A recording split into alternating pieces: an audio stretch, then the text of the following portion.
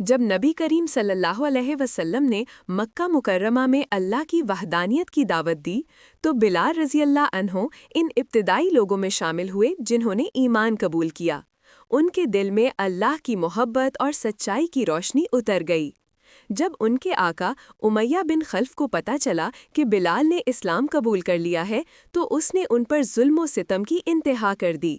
وہ بلال کو مکہ کی تپتی زمین پر ننگی پیٹھ لٹا دیتا، ان کے سینے پر بھاری پتھر رکھ دیتا اور کہتا، محمد کا انکار کر ہمارے بتوں کی عبادت کر۔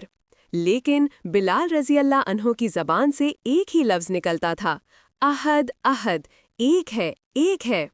ان کے جسم پر کوڑے برستے، پتھروں سے دبایا جاتا، بچوں سے گھسیٹا جاتا، مگر ان کے دل میں ایمان کی طاقت تھی۔